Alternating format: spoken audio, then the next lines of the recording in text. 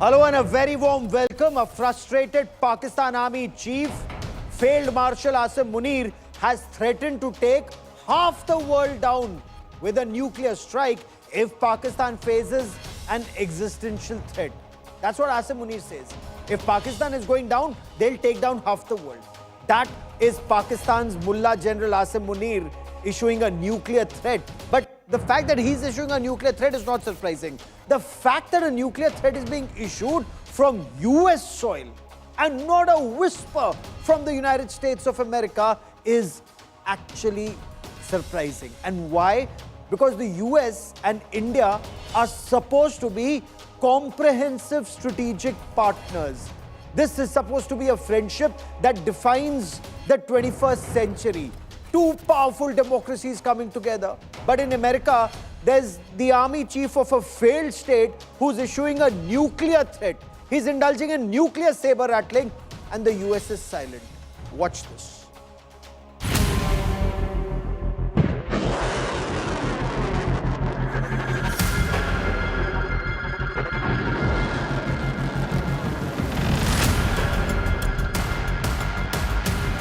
Pakistan Army chief's nuke threat from US soil. Threatens to blow up India's Indus Dam.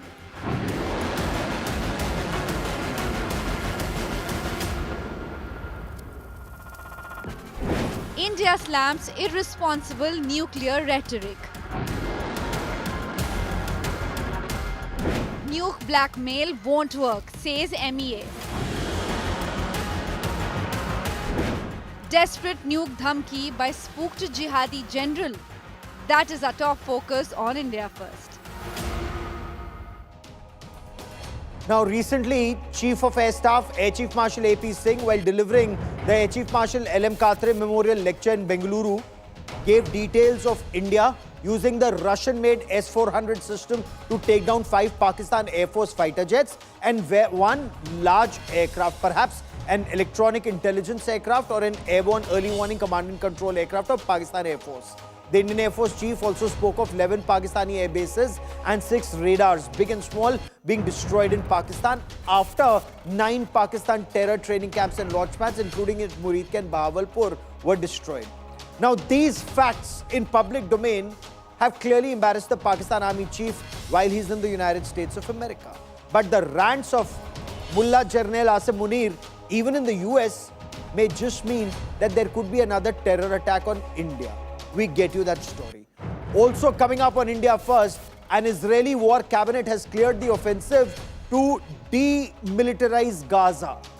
Israeli forces are preparing to take control of at least 80 to 85% of the Gaza Strip, and Israel's ambassador to India, Ambassador Reuven Azar, joins me at 8:30 with details of the next phase of the offensive. I'm Gaurav Sawant. As always, let's get started. India is like a shining Mercedes-Benz driving like a Ferrari on the highway. Pakistan is like a gravel-laden dump truck. Not my words. These are the words of Pakistan's army chief. Now, even Field Marshal Asim Munir thinks India is like a shining new Mercedes-Benz. India's driving like a Ferrari. And Pakistan is like a dump truck. Absolutely factual here. He was speaking to the Pakistani diaspora on his second visit to the US in as many months. But this is where he threatened to take half the world down using Pakistan's nukes in case Pakistan faced an existential threat. And he's hurting. He's really hurting from within because of what Indian Armed Forces did during Operation Sindhu.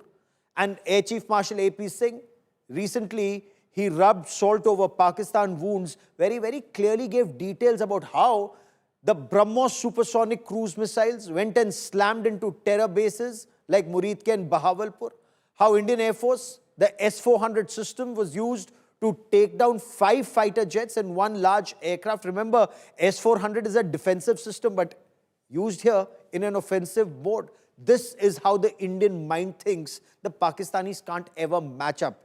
But his rants continued as he threatened to target India in the east and move towards the west. He also talked of, according to reports, harm one of India's top industrialists. And this shows his frustration post-Op Sindoor.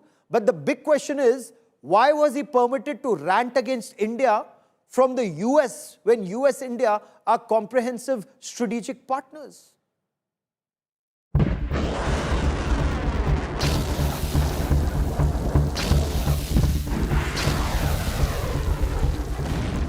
Pakistan still reeling under Operation Sindhu blow.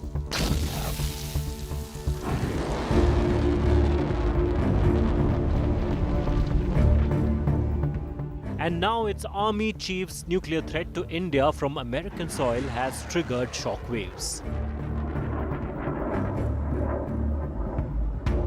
Field Marshal Asim Munir did not just target India, he threatened the world, saying if Pakistan faced an existential threat from India, it will take half the world down with it, using nukes.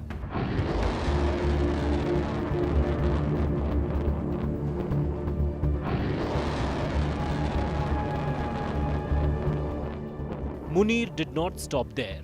He threatened missile strikes on Indian dam over the Indus River, claiming the river was not India's property. In a shocking analogy, Munir compared India to a Mercedes speeding like a Ferrari, while calling Pakistan a gravel-filled dump truck, asking who really gets hurt in a crash. Munir, while quoting Islamic verses, claimed that leading Indian industrialist Mukesh Ambani could be a target in any future war. India will have to fight Pakistan state-sponsored radical Islamist terror alone because America will look after Donald Trump's interests. Right now, America is not even looking after its own interests. America will look after Donald Trump's interests. China will look after its own interests and use Pakistan against India. All of this is being done to stem India's spectacular rise, which is what India is aiming to do, is rise as a strong power, as a strong economic power, as a strong military power. And there will be all methods used, including using Pakistan, like it has happened for the past several decades, to stem India's rise.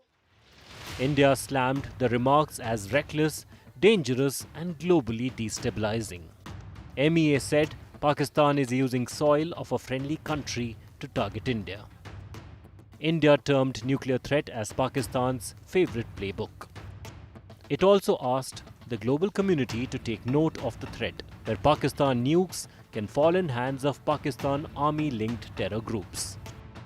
India made it clear that it will not give in to nuclear blackmail and take all steps to safeguard national security. And now the critical question, will the United States act against a nuclear threat issued from its own soil? Especially when US President Donald Trump has been vocal in stopping nuclear escalation? As the Pakistan mask slips again, world is witnessing a rogue military in control, a democracy in name, and nuclear weapons in dangerous hands. Pakistan's threats are no longer regional, they are global. The question is, who will act before it's too late? With Gaurav Sawant, Bureau Report, India Today.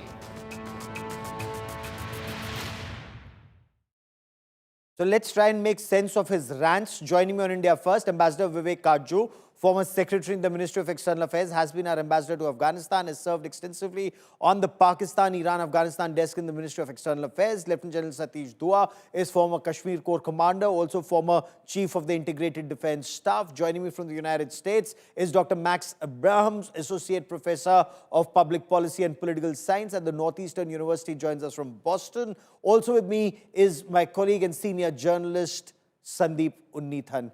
Ambassador Kajju, US is our comprehensive strategic partner, but not a whisper from the US when Pakistan, using US soil, it resorts to this nuclear saber rattling against India. What does this indicate, sir?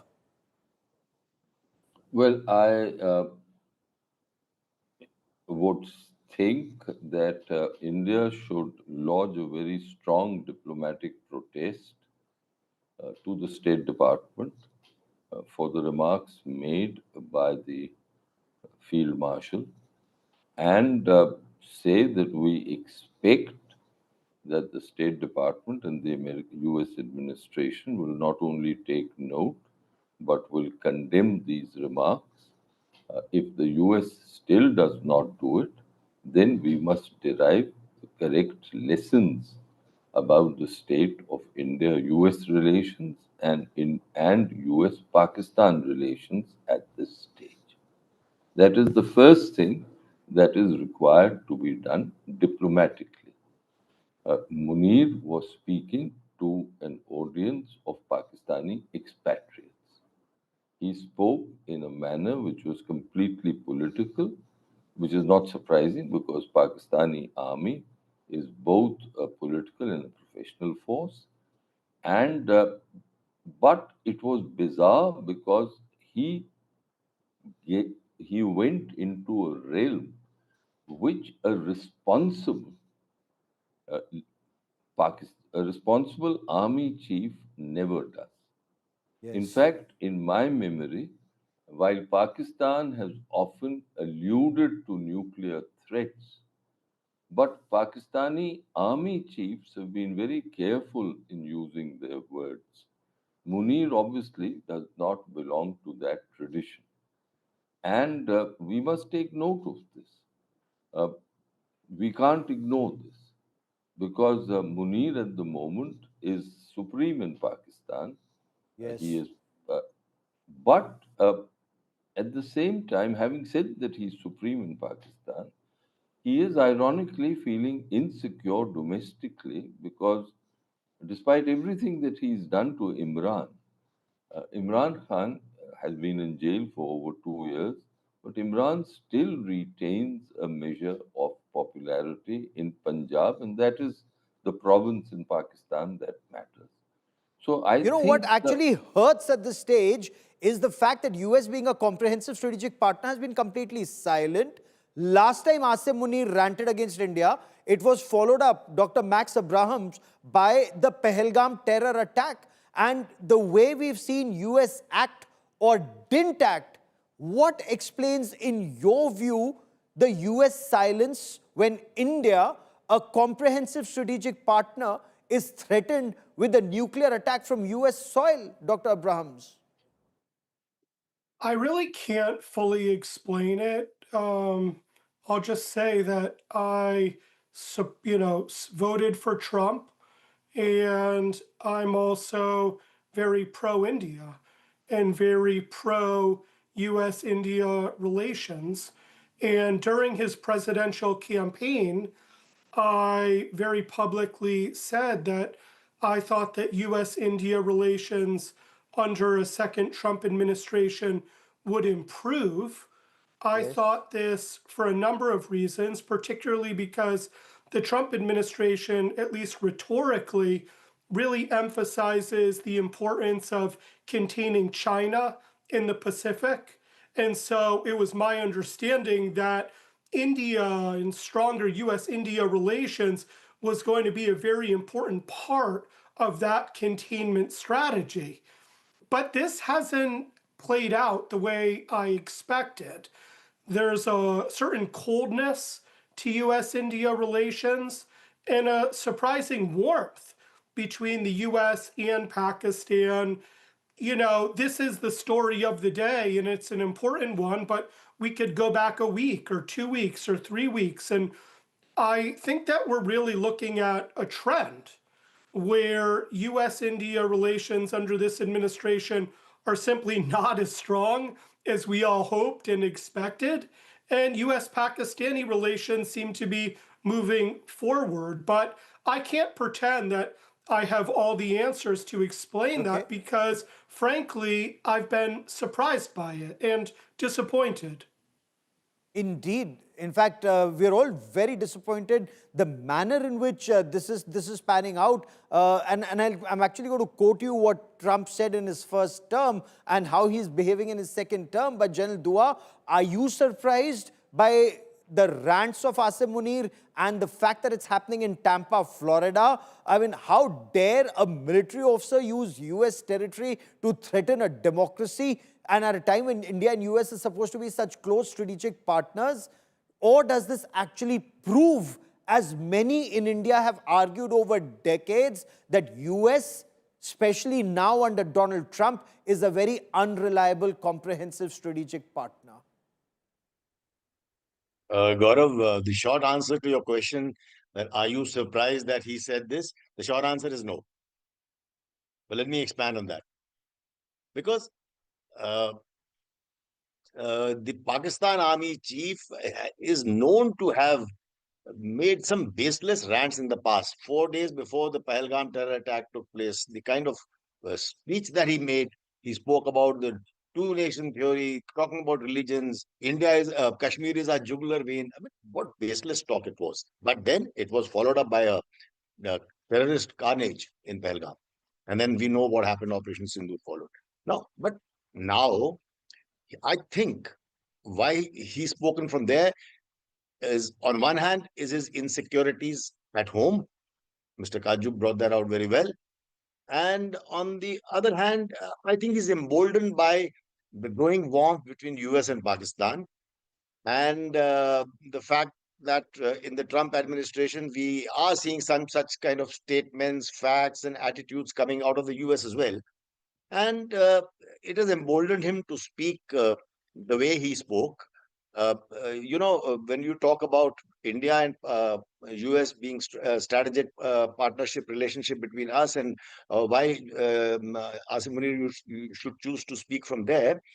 Don't forget that while US was searching for Osama bin Laden for 10 years, eventually he was Yes, found in Pakistan. So yes. Pakistan is known to have that kind of dynamic, and I think they've really played the US very well, because despite whatever they do, they keep continuing to get support from the US. But uh, on one hand, while we should not take it lightly, what he said, on the other hand, the list of slew of measures that Mr. Kaju's listed out must be taken. Okay. India should be on its guard, but we must also understand that his insecurities stem. I'm going to end with this. His insecurities stem from the fact that we have called their nuclear bluff not once, not twice, but thrice. If you take the surgical strike, the Balakot strike, and the Operation Sindhu, and now I that's what he completely wants to agree sort with of you. reinforce. I Yes. completely agree with you. But his insecurities are followed up by a terror attack. And Sandeep, US calling Pakistan a phenomenal partner in the war on terror is actually cringeworthy. Pakistan, as General Dua also very rightly pointed out, was shielding Osama bin Laden barely 100 meters from Pakistan Military Academy at Kakul in Abbottabad. So 9/11 terror, and Dr. Max Abrahams can correct me, close to 3,000 people lost their lives in America. Linked back to an Osama bin Laden found in Abbottabad. Look at Pakistan's double game in Afghanistan, where more than 2,700 American lives were lost over 20 years. Again, Pakistan stabbed US in the back. So that's Pakistan phenomenally stabbing US in the back, and US calling them a phenomenal partner. Just how myopic are the Americans, Sandeep? Absolutely, Gaurav. There's no two ways about it. The Americans have been extremely myopic when it comes to having Pakistan as an ally, a so-called ally on the war on terror. Pakistan has been running with the hares and hunting with the hounds, so to speak, in this war on terror. But the thing about General Munir's statement, Gaurav, is that it's not an empty threat, because there are 8 nuclear armed countries in the world, and there is only one where the military directly controls nuclear weapons, and that is Pakistan. General Munir is the man with his finger on the nuclear button, and that is why the world must worry, including the United States. And let's not forget, Gaurav, that in this war on terror, you had this prospect of a Pakistani nuclear scientist who was talking to Al-Qaeda, Sultan Bashiruddin Mahmood, whose son today heads the DGISPR. Pakistan has been the world's #1 proliferator of nuclear weapons. Pakistani blueprints have been found as far as North Korea and Libya. They are nuclear arms traffickers. They are a global migraine. And that is the reason that the world must worry from this statement. It's not just directed at India, Gaurav. It is directed at the rest of the world. Who knows, with this kind of statements, the rhetoric, the rants that General Asim Munir has been making, he could possibly be signaling a return to the Pakistan of the 1990s and early 2000s, where it was one of the world's largest, it was a global migraine, Gaurav. The United States was doing business with them only because of this war on terror. And now it seems that Munir is emboldened by this, this pro-Pakistan tilt in the United States, which is why he's saying and doing what he is doing right now, Gaurav. No, Ambassador Kaju, in that case, what should India's options be? Because let's get to the substance of what Asim Munir said. Apart from the nuke threat, he's talked about attacking India from the east, moving to the west. He's talked about attacking a top Indian industrialist. He's talking about taking half the world down. He's desperately raising the nuclear bogey after Prime Minister Narendra Modi and External Affairs Minister Dr. Jaishankar and the entire government made it very clear India had exposed Pakistan's nuclear rant bogey and carried out these attacks, as General Dua pointed out, 3 attacks exposing Pakistan's nuclear blackmail. 2 points here, Gaurav. The first is that obviously he wants to attract as much international attention as possible through these comments of his. The object is that the world should restrain India from undertaking any kinetic attack, even if there is a terrorist strike against us. That is clearly his objective. He will not succeed in his objective. I think our statement today was measured.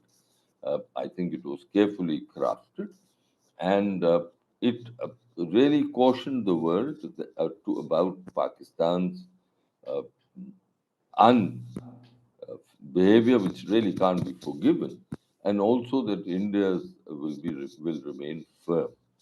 That is the first point. The second point, I think, Gaurav, which we have not paid sufficient attention to, is that why is Asim Munir being lionized in uh, in the United States? And I use that word deliberately. Uh, the US president doesn't host a meal and have a 2-hour discussion over that meal with a visiting army chief. I mean, it's absolutely unprecedented, at least as far as South Asia is concerned, it's unprecedented. So the question we have to ask ourselves, why is he doing this? And for me, the reason lies in a statement that the US State Department issued on July 25th after the meeting between the US Secretary of State and the Pakistan Minister for Foreign Affairs, Ishaq Dar. In that statement, the State Department said that they were happy and grateful, I'm paraphrasing, that Pakistan was acting as a kind of a conduit for carrying messages from the US to Iran. I think we in India and our strategic experts have not paid sufficient attention to this. It reminded me, I've written an article on this in the newspapers in some detail. It reminded me of the kind of role that Pakistan had played in 1971 in assisting the United States to open up with China. And I must confess that I, for one, was taken totally aback by those few words in that authoritative statement after the Rubio Ishaq Dar meeting. So let us not forget that the US, despite everything, despite the bomb, the 3 areas, the 3 nuclear sites that they bombed, despite the the Israeli 12-day bombing of Iranian sites and other military facilities, the US continues to remain very worried about Iran, and they are using, at this stage, they are using the Pakistan So, Dr. Abrahams, to act as conduit. Okay, Dr. Abrahams, Donald Trump in his first term on the 1st of January 2018 tweeted, the United States has foolishly given Pakistan more than $33 billion in aid over the past 15 years, and Pakistan has given America nothing but lies, deceit, thinking of our leaders as fools. Now, Is that exactly what's happening in 2025? Pakistan continues to think American leadership are fools, and they think that Pakistan is a phenomenal partner in the war on terror, when Pakistan is anything but that. This is obviously a very different administration than the first Trump administration. And one of the big differences is that in Washington at this time, there's a lot of interest and enthusiasm in what's being called realism within international relations. And in realism, there's no importance attached to ideology. And so, even though India is a democracy, and even though Pakistan has dirty hands with respect to sponsoring Islamist extremism, that doesn't put Washington off because of their realist orientation. Okay. I think that that's one of the reasons to explain this warmth between Washington and Pakistan and the coldness between the US and India, even though we're both important democracies. You see the same thing in terms of the Trump administration's treatment of other countries like, say, Qatar or Turkey, where you might think because of their, they're being implicated in Islamist extremism and terrorism, that would weaken Washington's relations with them.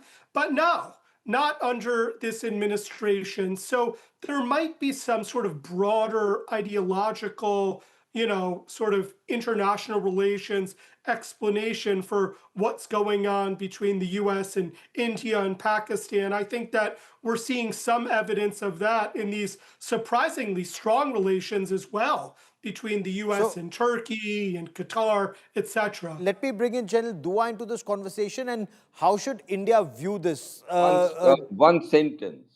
Okay, quickly. Yes, go on, Ambassador. I think Ambassador Kaju. I would agree with my co-panelists, except to say that Washington is pursuing not realism, but short-sighted realism. And short-sighted realism is a sure recipe for a foreign policy and security disaster. It indeed is. And given this situation, General Dua, should India Can I also just keep add one thing? relationship?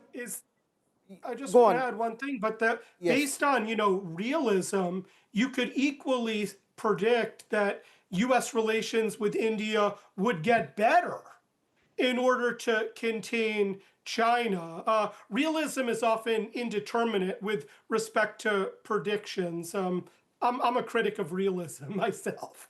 Go No, on. but is realism the same as transactional relationship? Because if it's purely transactional, there is no investment in building up a very strong partnership. And this is what I want to understand from you. Should we be depending on America on military hardware, if I may? Because if America only believes in temporary transactional relationship, tomorrow they may have good ties with Pakistan and not give us weapons or systems or spares that we require. So should we be investing in critical military equipment from the United States, General Dua, in your view? I think India should and will do whatever is in our national interest. And at the moment, I don't think we are, for whatever the foreign component that we have in importing weapons and platforms. I don't think we are putting all our eggs in one basket. So whether it is the US or any other country, I don't think it'll be prudent to put your eggs in one basket. You should not be totally dependent on one partner, and that's what diversification has to be done and is being done. Especially with the US in the recent past, US has we've had very good defense relations. It's one of our biggest suppliers. We had several aircrafts. We have several other platforms from the US. But this little turbulence that we seem to be having now is a small issue. We will have to take a very long-sighted view of things like weapons and platforms for the defense of our country. And I think as an aspiring regional power, no our country cannot afford to afford to remain dependent on foreign manufacturers for long. And that is why we are giving a great push to Make in India. Uh, s- Defense platforms, defense manufacturing and systems, it does take times the world over. Okay. Everyone knows it. Yes. So it's going to take a little while, but I think we have to rely more and more on our indigenous systems, which is growing in share, but we'll The have to big be question patient. does remain, yes, we are going in for the PA ties, Sandeep, I believe, from the United States of America. Yes, US is promising that the GE404 engines will be delivered now on time, even though they're 2 years late and those supply chain issues have been tackled. But somewhere down the line, has that, especially with Trump, and there are many who argue, and Ambassador Kajju do weigh in on this, that should we make this distinction between the Trump administration or Trump per se, the White House, the State Department, and the Pentagon, or does Trump call all the shots? But Sandeep, quickly, 1 minute to you and 1 minute to Ambassador. Well, Kajju. absolutely, Gaurav. You know, the behavior of the President Trump in the last couple of months has really brought that shadow back over the Indo-US relationship, of the safety of the United States as a reliable supplier of military hardware. And we've seen that in Operation Sindhu, Gaurav, where the S-400 and the BrahMos missile, they were bought from Russia. And Operation Sindhu would not have been a success but for these two very critical systems. Now, while the US hardware is important, they have not been used in the way that Russian systems have. And Russia never attaches any strings to the kind of weapons that it sells to India, like the United States is known to have done in the past. So that is going to be literally the elephant in the room, Gaurav, when it comes to ties with the United States, including weapons purchases from the United States, Gaurav. Ambassador Kajju, would you make a distinction between White House, the Pentagon, and the State Department when it comes to the Trump administration? And should we wait to ride out the storm before investing big in terms of military hardware from the United States of America and see who comes 4 years later? Trump controls the United States politically almost completely. It's not only that he controls different branches of his administration. He has, let us not forget, won a majority of votes in the last election. His MAGA constituency remains very, very strong. He controls both houses, the Congress and the Senate. He has a 6-3 majority in the Yes. judiciary. I do not recall as powerful an American president as Trump. And let us not kid ourselves. We have to deal with this man for the next 3.5 years. Yes, my last point, it may well happen that he may be surprised by the next round of elections for the Senate and the Congress. But that will be very cold. That will be cold comfort to us Yes. because we have to deal with him with his maverick ways.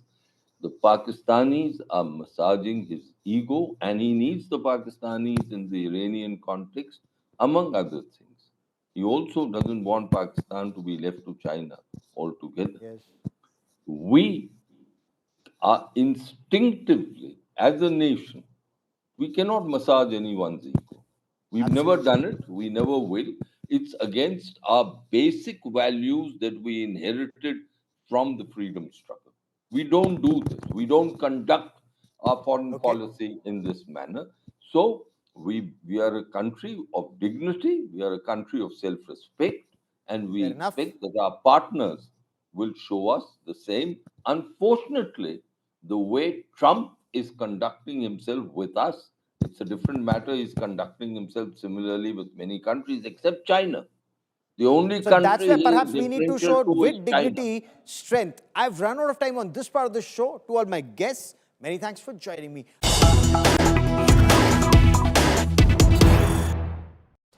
Israel's Prime Minister Benjamin Netanyahu has defended the Israeli war cabinet clearing the movement of the Israeli army into Gaza Strip once again. They're saying they have no choice but to complete the job, defeat Hamas, demilitarize Gaza, given the Hamas terrorist organization's refusal to lay down arms. Benjamin Netanyahu says Israel is working to increase aid distribution and that humanitarian surge. He's invited more countries to join in the effort of getting the Israeli army to get humanitarian aid drop into Gaza. But the Israeli army is moving in to demilitarize Gaza Strip completely. That's a big story now.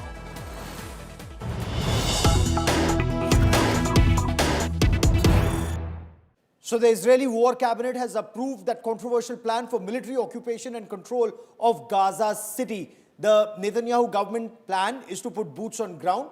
Their aim is to disarm Hamas and launch that terrorist organization that launched that attack on Israel, killing more than 1,200 people in Israel and taking more than 250 hostages. Israel hopes that the 50 remaining hostages, 20 are still believed to be alive, they may return to Israel after this operation. But the opinion, not just in the world, but even within Israel, is split. And joining me to talk more about this plan is Israel's ambassador to India, Ambassador Reuven Azar. Ambassador, welcome. Hello, Gaurav. Good to see you. Good to see you, sir. How are you?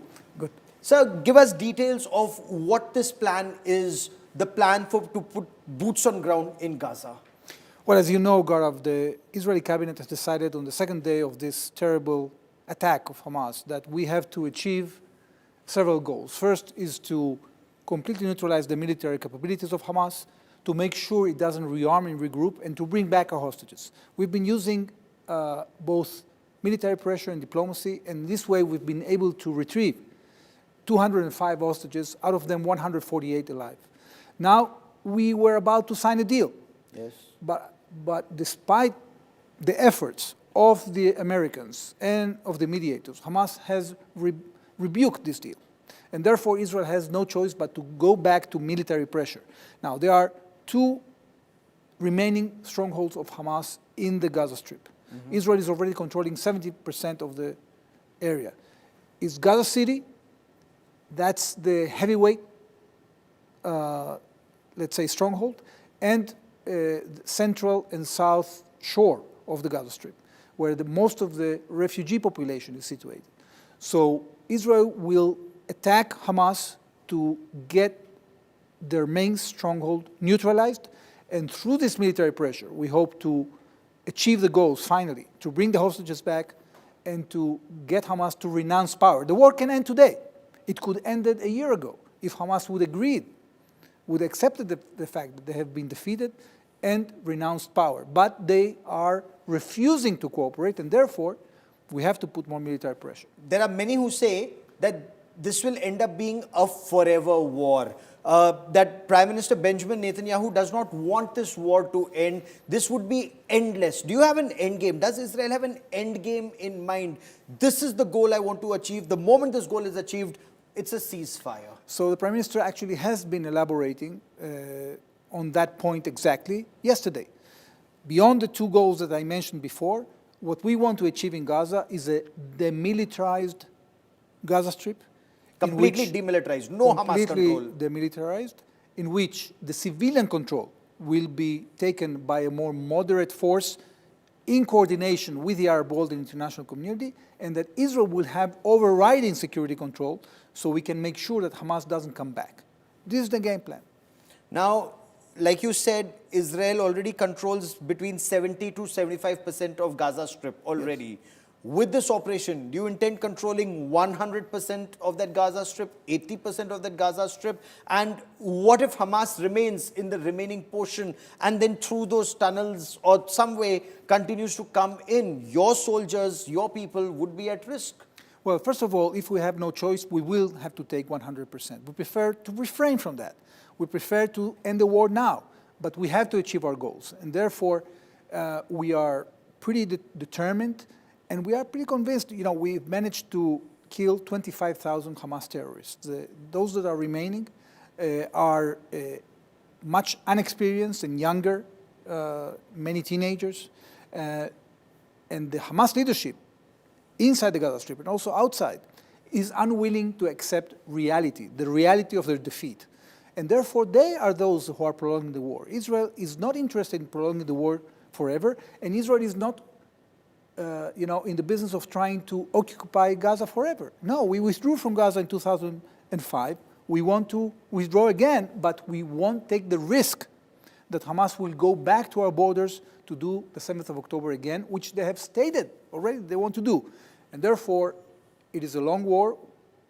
People are tired everywhere, but we have to be persistent because the alternative is the return of Hamas and endless cycles of violence in the future. You know, while you attempt to achieve this, you're saying 25,000 Hamas terrorists have been killed.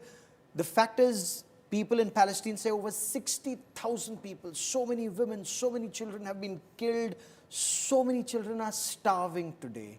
And we've seen pictures of children starving. That's heartbreaking. What can Israel do about that, and what should Israel do about that? The suffering in the Gaza Strip is indeed very tragic. There are attempts of Hamas to produce fake news as if there is some policy of starvation from the part of Israel. That is not true. And there have been pictures that have been decimated all over the world with children that are in very harsh conditions. These children that were shown in these pictures were children that were suffering from pre-existing conditions, from genetic disease. The fact of the matter is that Israel has facilitated 2 million tons of food into the Gaza Strip. Imagine, there hasn't been in the history of conflict a country that has been facilitating the supply of so much food to the other side. The problem was that Hamas was sequestrating this food, and Israel was trying to take that humanitarian assistance out of Hamas' hands and give it directly to the population. Hamas was trying to undermine that, and that created problems. So there was hunger, no doubt, in the Gaza Strip. We are now, as a fact of the matter, in the last week, we've been sending much more assistance. There are 350 trucks per day, 130 airdrops per day, and there are 1.5 million meals that are being distributed by this new body that we have encouraged to operate in Gaza, which is the Gaza Humanitarian Fund. So we are going to expand that operation, especially to prepare for the Gaza offensive. We are going to expand the number of distribution points from 4 to 16. So Israel, although there has been a problem of hunger in the Gaza Strip because of Hamas, because of the sequestration of Hamas, Israel is very keen to refrain that from happening. And when it comes to the numbers of casualties you mentioned, here also there are a lot of fake news, because there's no doubt that a lot of innocent people have died as a result of the fact that Hamas is using them as human shields. But also many of the numbers are death from natural causes, and death as a result of misfiring of Hamas and other terrorist organizations. Actually the ratio of innocent civilians that have been killed compared to combatants is one of the lowest compared to other scenarios of urban warfare around the world. There is a lot of attempts to demonize Israel, say that Israel is committing genocide. But Israel, actually, the number of people in Gaza has grown 450% in the last 50 years. So there's you're saying it's no fake way news. we are doing. Yes. You're saying it's fake news. Absolutely. But journalists are being killed in Gaza. I believe 5 journalists have been killed just in the past 24 hours. That's another fake news, because the person that we targeted, his name is Anas al-Sharif. He was a Hamas military operative trained militarily by Hamas. He was a commander of a cell in Jabalia.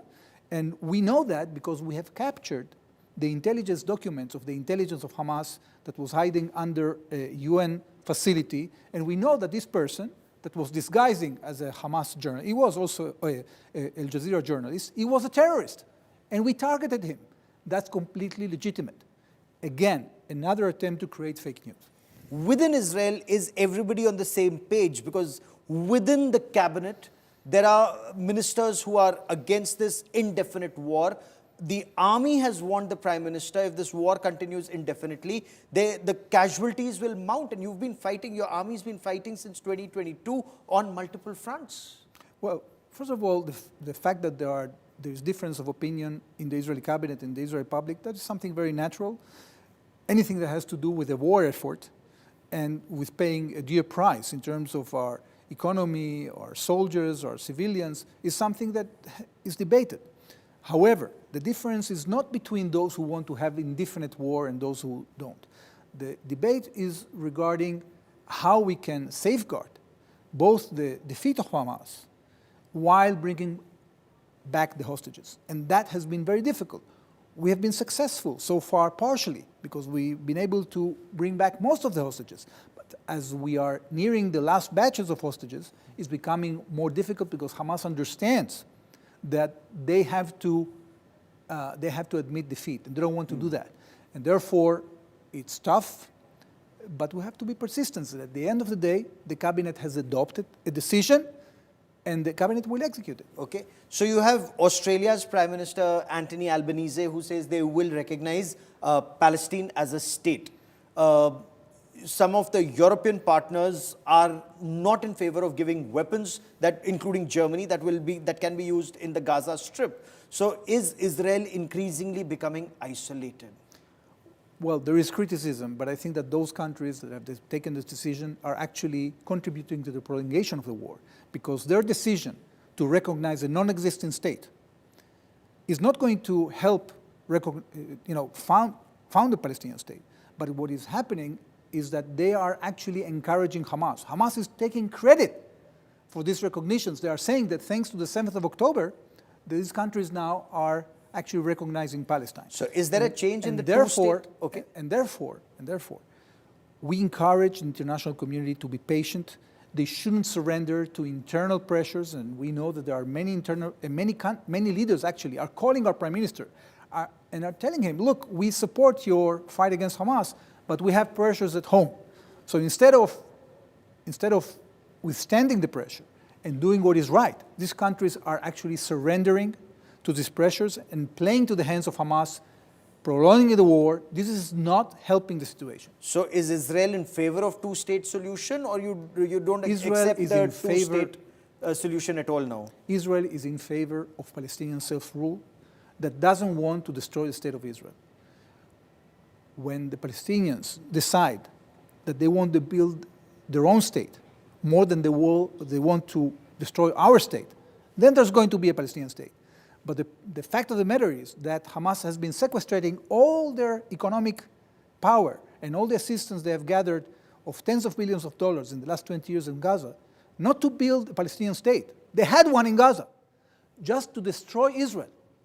So they will never have a state if they try to destroy Israel. The only way of having their own self-rule is by respecting Israel, by accepting Israel. So what happens to these 2 million people in Palestine right now? Already most of them have been displaced. Will all of them be displaced, removed from that territory? Where will they go as you rebuild or reconstruct or look for a situation post-Hamas or post-Palestinian Authority? Well, you don't want Palestinian Authority either. You know, Gaurav, unlike many conflicts around the world in which refugees can freely move to neighboring safe areas until the war is over, the Palestinians weren't allowed to move. They were forced to stay because nobody wants to take them, okay? And therefore, Israel has been creating these humanitarian areas in order to supply people with safe havens, with food, with medicine. What has been happening so far is that Hamas has been infiltrating those areas to continue fighting. So this is a continuous challenge that Palestinians will continue to suffer until Hamas decides that enough is enough and they surrender power in the Gaza Strip. If they refuse, Israel will have to go all the way to take Gaza City and ultimately to get the entire strip. When does this operation start, and by when is it likely to be over in your view, sir? We haven't published any operational plans. This is up to the IDF forces and the capabilities to write plans and to approve them in the cabinet. It can take time, and this will be a long operation. People have to understand what we are talking about here. An entire city with hundreds of kilometers of tunnels underneath it. First of all, we have to make sure that the population leaves, and then to start dealing with this infrastructure that is booby-trapped. You know, people have been complaining that entire cities in Gaza have been destroyed by Israel. But we didn't destroy them because we wanted to destroy them. We've been destroying them because they were booby-trapped. And the only way to actually take the territory was by explosives that would neutralize these booby traps. And therefore, this will be a slow and pretty painful process. And this could cost more Israeli lives, it could cost more Palestinian lives. Absolutely, unfortunately. But we can end it today. We could end it a year ago if Hamas would have renounced its grip on power or release not only our hostages, the entire Palestinian population that it has taken hostage. Ambassador Reuven Azar for joining me here on India Today. Many thanks. So Israel's ambassador to India says this war can stop if Hamas were to renounce power. Else, Israeli forces are now gearing up to move in and take control of Gaza City, except that enclave that they intend to leave for the civilians to stay. Clearly, easier said than done. We'll be tracking that story very closely. That is all I have for you on India First this evening. Many thanks for watching. News and updates continue on India Today. Stay with us.